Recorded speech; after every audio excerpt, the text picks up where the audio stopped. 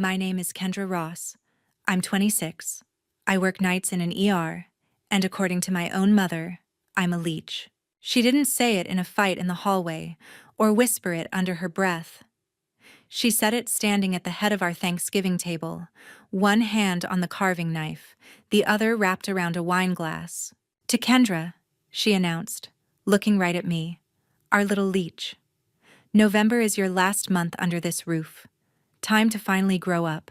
The room went silent so fast I could hear the furnace humming in the basement. My sister stared at her plate. My stepdad cleared his throat and pretended to slice more turkey that nobody wanted. Someone's kid asked what a leech was, and an adult laughed it off like it was a joke. Nobody said, "That's too far." Nobody said, "She pays for half this meal." They all just waited for me to explode, to cry, to beg. I didn't. I cut a piece of turkey, swallowed it past the lump in my throat, and said the only words I trusted myself with. Pass the gravy. On the outside, I played along, nodded at the fake small talk, let the night crawl to an end. On the inside, something snapped into place. If they really thought I was just a leech, then losing me shouldn't hurt at all. So by the time that house went to sleep, I'd already decided exactly what I was going to pack, which bills I was going to end, and how I was going to leave without a single word. I just didn't expect who would show up at my new door the very next day, acting like nothing had changed. If you've ever been treated like a burden in your own family, stay with me to the end of this story. And if you haven't already, hit subscribe and turn on notifications so you don't miss what happened after I walked out of that house. It felt strange waking up the next day with my thoughts sharper than my emotions, as if my mind had decided long ago what my heart was only now catching up to. That clarity made it easier to trace back the long line of things that brought me to that table, even though none of it had exploded in one night. It had built up quietly, the way cold creeps through the walls of old houses in Rochester, slow, unnoticed, and suddenly, everywhere. I had moved back into my mother's home more than a year earlier when my mother, Lorraine Ross, went through a health scare. Nothing dramatic, but enough for me to feel responsible. Leaving my apartment and moving into her place felt temporary at first, like choosing the practical path. I worked nights in an ER, rarely saw daylight, and saving money on rent felt like the only smart decision I'd made in a long time. And for a while, I convinced myself that being the dependable daughter was a role I didn't mind stepping back into. Her husband, my stepfather, Victor Ross, didn't argue when I carried my boxes in. He didn't argue about anything unless it benefited him. He treated my presence like another household convenience, quiet, available, useful. I didn't notice it immediately, but eventually I realized that every time something broke or every time a bill arrived, he waited for me to take care of it as naturally as turning on a light switch. He had the uncanny ability to disappear whenever responsibility entered the room. Then there was my sister, Cynthia Hale, the shining example of how Lorraine believed a daughter should be. Married, a mother, with a house and a schedule that looked neat on paper even if the reality was chaotic. Cynthia didn't hesitate to lean on me whenever she needed a babysitter or someone to cover the spaces she left open. I told myself I didn't mind. I told myself I was helping. But the truth was less noble. I just wanted to avoid disappointing anyone. I'd spent my whole life trying to be the version of myself my family could accept, even if that version barely resembled the person I was becoming. The convenience of having me at home gradually turned into expectation. The expectation became dependence, and dependence, in their language, translated into silence. No acknowledgments, no thanks, not even an occasional nod. Whenever something worked in that house, it worked because I handled it. The internet plan was under my name. The gas bill was on my account. The electric bill, water, even the streaming services, my card, every single one, month after month. I kept telling myself it wasn't a big deal, that I could afford it, that family helped family. But somewhere in the back of my mind, I knew I was holding up more weight than anyone cared to admit. The strange part was how invisible the effort felt to them. When the fridge was full, they assumed it had always been full. When heat flowed through the vents during the cold Rochester winters, they assumed it flowed on its own. When the Wi-Fi connected instantly, no one imagined it came from the same paycheck that covered my scrubs, my rent contribution, my loans. It was easier for them to see me as the one who had come back home than the one who kept the home standing. Even my mother, Lorraine, used my presence as a way to maintain the illusion that her house was still functioning smoothly. She liked people to believe everything was under control, that she was the kind of woman whose adult daughters came home out of affection, not necessity. And whenever I tried to talk about boundaries or share the strain I felt, she treated it as if I were being ungrateful, as if having a room in her house erased the years of support I'd quietly taken on. The imbalance wasn't loud. It wasn't violent. It grew in the spaces where gratitude should have lived. Every small dismissal, every shrug, every reminder that I was still figuring things out, pushed me a little further away. And the more I stepped in to fill the gaps, the less anyone noticed I was doing it. By the time the holidays approached, the pattern felt permanent. Lorraine had perfected her subtle comparisons, Cynthia, the accomplished one, me, the unsettled one. Victor assumed I would cover anything he forgot. Cynthia assumed I had endless time and energy, and I assumed none of them would ever truly see the cost of the role I played. The fault line was already there. The ground had already shifted. What happened at Thanksgiving didn't create the break. It simply revealed it. I had spent so long trying to rationalize their expectations that I barely noticed how far I'd drifted from myself. The more I tried to hold everything together, the more invisible I became in the house I helped keep warm. Looking back, the signs had always been there. The exhaustion in my chest after double shifts. The resentment I tried to swallow whenever my phone lit up with another request. The quiet ache whenever I realized I couldn't remember the last time anyone asked how I was doing without needing something in return. I had convinced myself this was what loyalty looked like. But loyalty without acknowledgement isn't loyalty at all. It's erosion, steady, silent, and devastating. And by the time November pressed in with its early darkness and heavy skies, the erosion had already hollowed out everything I thought I had left to give. Morning settled over me before I was ready to face it. The kind of morning that didn't ask permission to arrive. I sat on the edge of my bed for a few minutes, letting the stillness press against my chest. There was no plan written out, no checklist taped to the wall. Yet everything in me moved with the calm certainty of someone who had already rehearsed this moment in the quiet corners of her mind. I didn't need anger to guide me. Clarity was enough. The first thing I did was pull my laptop onto my lap and open the browser. The routine of logging into various accounts had become so familiar that my fingers moved without hesitation. The internet service was under my name, the one bill I had never missed. I stared at the account page for a moment, not out of sentiment, but because it was strange realizing how much responsibility I had carried without ever calling it responsibility. Then I pressed the button. Service scheduled to end. Confirmation email received a second later. It felt precise, almost surgical.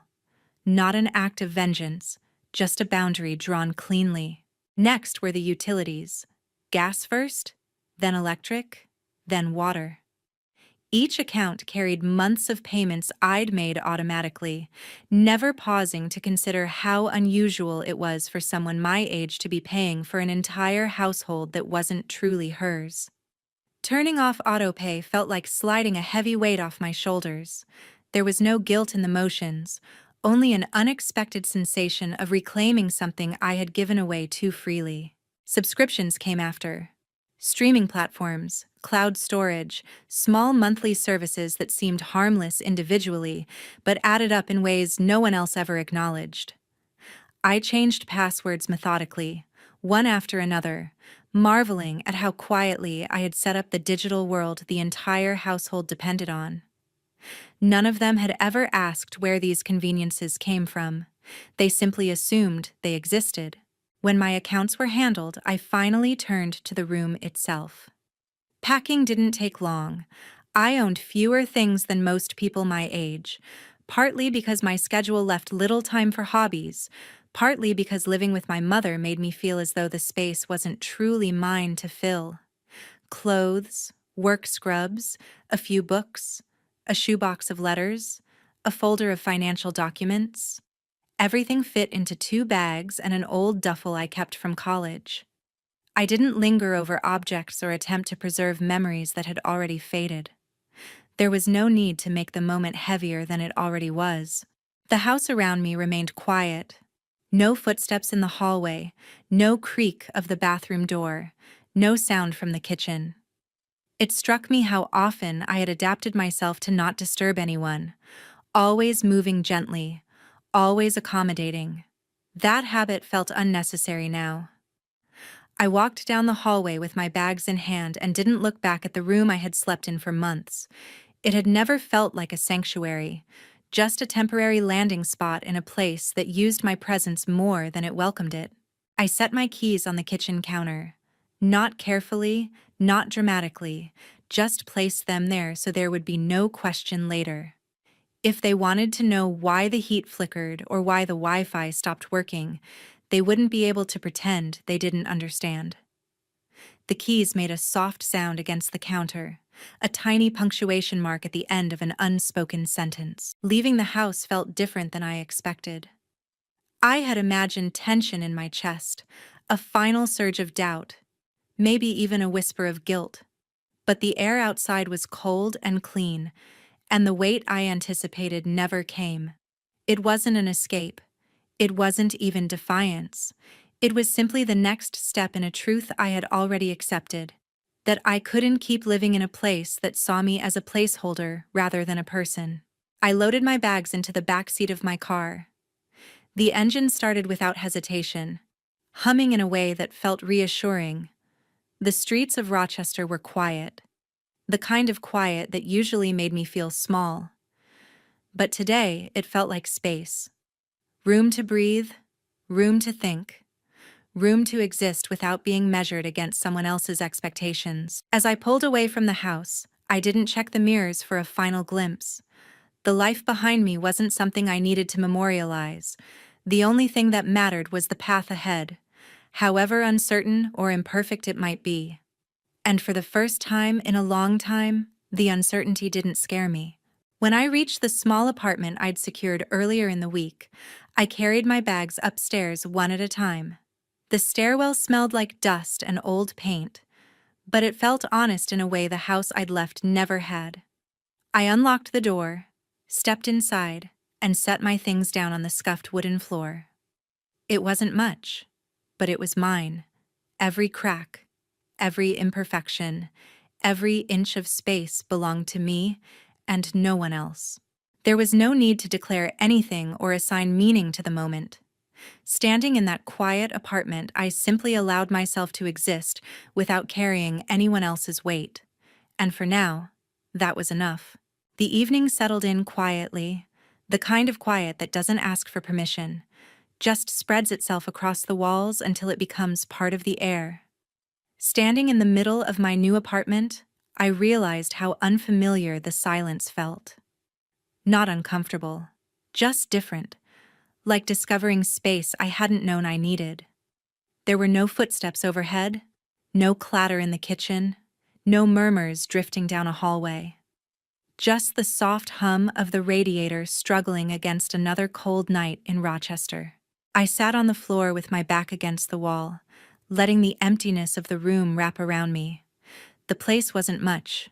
The paint was chipped in spots, and the floor curved just slightly near the entryway, but it grounded me in a way that made the chaos I'd left behind feel distant. The simplicity felt earned. For once, I wasn't trying to shrink myself to keep from intruding. I didn't have to calculate how much noise I made or consider how anyone else might interpret my presence. This was the first space in years where every corner belonged to me. My phone buzzed for the first time a little after sunset. The sound echoed in the apartment, sharp enough to cut through the calm. I didn't pick it up immediately. Instead, I watched the screen glow on the floor beside my bag. A message preview appeared, the familiar contact name sitting at the top. It didn't surprise me. It only reinforced a truth I'd been circling around all day. The moment I stepped out of that house, a balance they never noticed had shifted. The message was short, almost dismissive in tone, as if nothing significant had occurred. A simple question about the Wi-Fi, phrased like routine maintenance. It was strange how easy it was for them to treat my labor like a default setting, something they assumed would continue even without me physically there. The expectation itself felt heavier than the words. I didn't open the message. I didn't need to. The preview told me enough about what they were really asking. Return to the role they'd built for me. Keep their world running. Pretend none of the last 24 hours had meaning. Another message arrived shortly after, this one longer, more frazzled at the edges. Not frantic, not apologetic, just uncomfortable in a way that suggested inconvenience rather than concern. It mentioned a movie not loading and a child upset. The subtext was clear. Even in my absence, they expected my patience to stretch across the distance, to fill the holes they'd never bothered to patch themselves. I placed the phone face down on the floor. The weight of the silence that followed felt strangely liberating. With the apartment dimly lit by a single lamp I'd brought from the old house, I allowed myself to lie back and stare at the ceiling. The plaster was uneven, textured in a way that caught shadows and made them shift with every small movement of the lamp's glow. The imperfections felt almost comforting, a reminder that not everything had to be polished to serve a purpose. I wasn't looking for perfection, just a place where I didn't have to justify my existence. The air inside the apartment was cold, but not unkind. The radiator clanked sporadically, fighting to warm the room. In my mother's house, heat was something that flowed effortlessly, unnoticed, because I made sure it did. Here, warmth felt like a collaboration between the building and me, a fragile truce that made me appreciate every bit of comfort the room struggled to give. I wrapped myself in an old sweatshirt and listened to the pipes settle. Night deepened, and the glow from streetlights outside cast faint stripes across the floor. I hadn't realized how exhausted I was until my breathing slowed and the tension in my shoulders eased. The absence of obligations was almost dizzying. No one calling my name down a hallway. No one asking for a favor. No one hinting that I wasn't doing enough. Even my own thoughts felt quieter, more contained. No longer overshadowed by the constant pressure to anticipate someone else's needs. As I closed my eyes for a moment, trying to relax into the silence, my phone lit again. The buzz was softer this time, almost hesitant. I didn't touch it. I let it fade on its own, returning the room to stillness. The choice not to respond didn't feel vindictive. It felt necessary. A way of marking a boundary I should have drawn long ago. The world on the other side of those messages no longer defined me, and I didn't owe it my energy. Eventually, I stood and looked around the apartment once more. The bare walls, the empty floor, the single lamp, everything felt like a blank beginning, not a loss. I didn't know what the next day would bring. I didn't know what adjustments I would have to make, or how long it would take before the space fully felt like home. But in that moment, the uncertainty wasn't frightening. The quiet wasn't a threat. It was a pause, a rare chance to hear my own thoughts without interruption.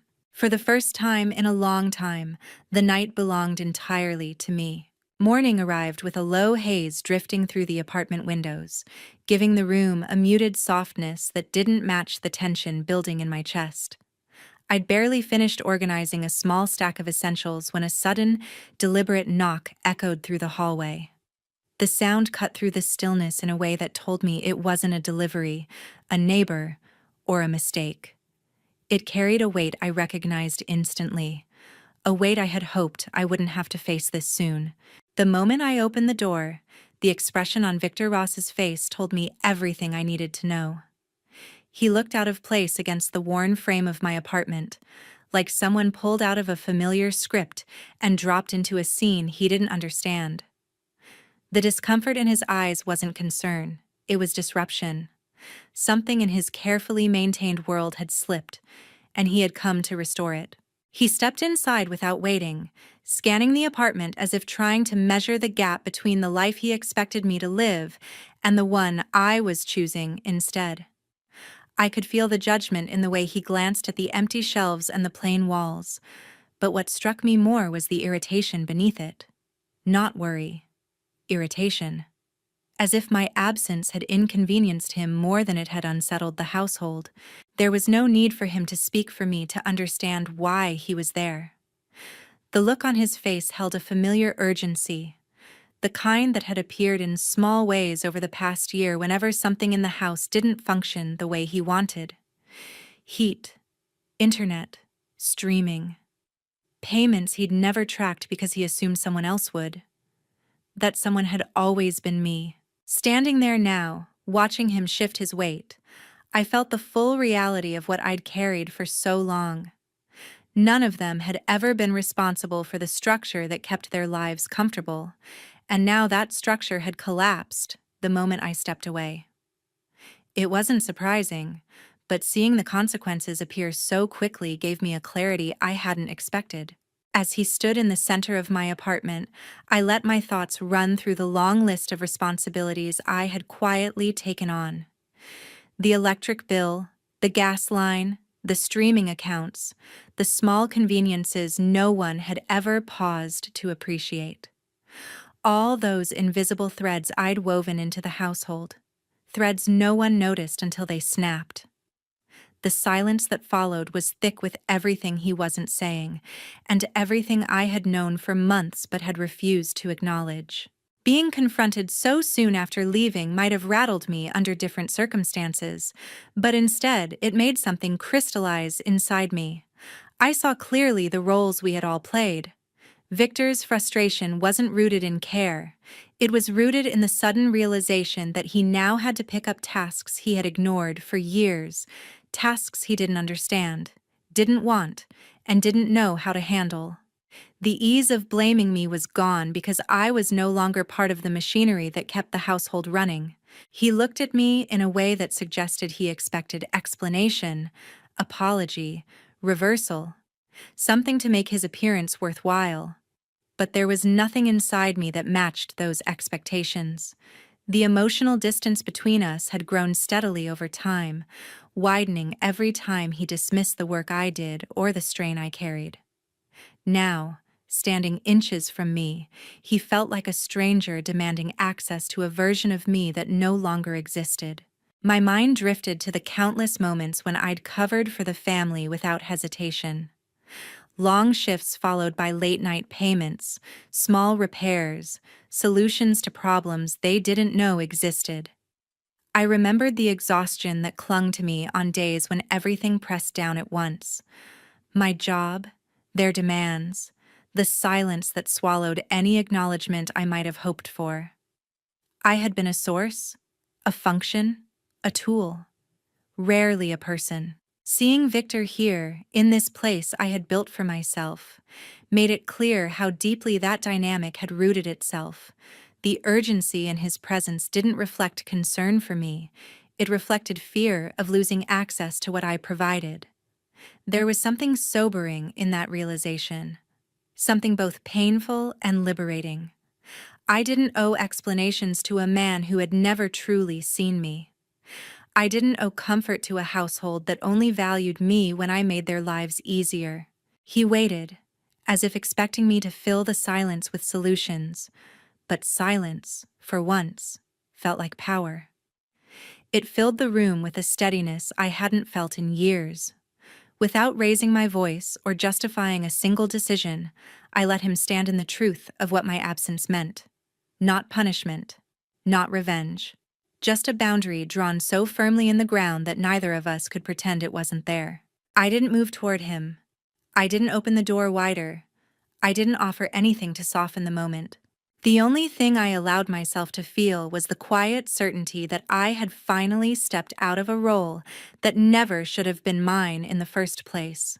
The apartment settled into a familiar stillness after Victor left, a stillness that wrapped around me like a reminder that this space finally belonged to me alone. I moved through the room slowly, adjusting a stack of folded blankets, shifting a small lamp closer to the corner, letting my hands drift over the surfaces I could call my own. The quiet didn't feel like emptiness. It felt like a boundary holding its shape. The air carried a strange brightness, almost as if the walls themselves had exhaled after years of pressure I didn't realize I'd been carrying. I hadn't expected the house to unravel so quickly after I walked away, but the steady rhythm of notifications that began to gather on my phone made it clear how deeply my absence had cut through their routines. Each alert vibrated across the countertop like a small knock asking to be let inside. I didn't rush to read them. The mere sound of the phone buzzing was enough to tell me that someone back home had realized a new problem they couldn't fix. When I finally glanced at the screen, I saw the pattern immediately. Missed calls, text previews stacked one after another, timestamps creeping across the morning hours. None of them held anger the way I would have expected. Instead, I sensed disorientation, a quiet panic slipping through the cracks of every message. It was the kind of shift that happened when certainty evaporated all at once. The tone I recognized best was desperation disguised as concern. My mind drifted over the years that built up to this moment, the many times I absorbed responsibility without acknowledging its weight. I remembered evenings when I dragged myself home after shifts at the hospital, drained but still alert enough to pay attention to the things no one else noticed. The overdue statement on the counter, the blinking router, the thermostat running hotter than it should. I picked up every detail instinctively because the household only worked if someone did. And that someone had always been me. Now, seeing the incoming messages pile up, I realized how deeply they had depended on the structure I created behind the scenes. The illusion of stability had always rested not on family unity, but on my willingness to fill the gaps everyone else stepped around. As soon as I stepped back, the gaps widened into something they couldn't ignore. The next wave of notifications came in softer, almost hesitant, as if the senders weren't sure how much space they still had in my life. A few names I expected appeared on the screen, each carrying their own brand of unease. There was a faint thread running through all of them, a plea layered under excuses, a suggestion that I should return because it would be the reasonable thing, the implication that distance would only make things harder. For them, not for me. As I scrolled, the realization struck with quiet force. They were not reaching out because they wanted to understand me. They were reaching out because they couldn't function without what I provided. It was a distinction I had ignored for too long, and seeing it now made something settle inside me like a heavy truth finally landing in its rightful place. The room around me felt sturdier as the thought grew clearer. I wasn't responsible for the consequences they now faced. I wasn't responsible for fixing the aftermath of decisions they made without considering what it cost me. I wasn't responsible for soothing the discomfort that came from being confronted with their own neglect. What they felt now wasn't grief. It was loss of convenience. The more the messages came in, the more I sensed a shift I hadn't allowed myself to name before. My pulse didn't quicken, my chest didn't tighten. I didn't feel the familiar pull to smooth things over. Instead, I felt a widening distance that didn't hurt. It steadied me. This wasn't retaliation. It wasn't even anger anymore. It was clarity. The kind that forms when a person steps outside the structure that once defined them and realizes how small that structure actually was. I knew I would keep receiving messages. maybe even more frantic ones, but none of them had the power to undo the boundary I had drawn. The phone buzzed again, vibrating against the countertop in a steady rhythm. I let it ring. I didn't need to read every word to understand what they were asking. The household was unraveling, the roles were collapsing, and the silence on my end was louder than any argument I could have offered. I stepped away from the phone, letting it buzz unanswered while I pulled open a window to let in a breath of cold air. The breeze slipped into the room and carried a quiet sharpness that reminded me why I left. It reminded me that not every call demanded a response, not every plea required a return, and not every crisis belonged to me. The messages kept coming, but the distance between us had already settled, firm and unshakable. For the first time, the weight wasn't on my shoulders. The consequences were landing exactly where they belonged. Time kept moving after everything broke. I went to work, came back to my small apartment, paid my own bills, and built routines that belonged only to me. The house in Rochester where I grew up became just another address, not the center of my life. The fallout followed by mail. Envelopes showed up in my mailbox with my name stamped across the front, listing balances for gas, electric, and services I had set up for a family I no longer lived with. One letter came from the property management company for my mother's rental. Utility shutoffs and unpaid amounts were now a problem for the lease. My name sat in the middle of the page as the primary account holder. I had left the house, but on paper I was still tied to it. If I wanted a clean future, I had to cut those strings. That was when my aunt, Nadine, stepped in. She had always stayed at the edge of family drama, seeing more than she said. Now she was the first person to reach out without asking me to come back or fix anything. When Nadine came to my apartment, she brought a folder full of copies and notes. She had already called the landlord and the utility companies. At my small table, she laid out every page with my name on it and calmly explained what needed to be done so I could walk away without debt or damage. For the first time, someone treated my situation as something unfair to me, not as an inconvenience to everyone else. Signing the forms felt heavier than I expected. With every signature, one more thread tying me to that house loosened. I was not erasing the help I had given. I was ending the assumption that it would never stop. News about the old house reached me in fragments. Nadine mentioned that the landlord refused to renew the lease without a bigger deposit after the utility trouble. My mother and Victor had to move into a smaller place they could actually afford.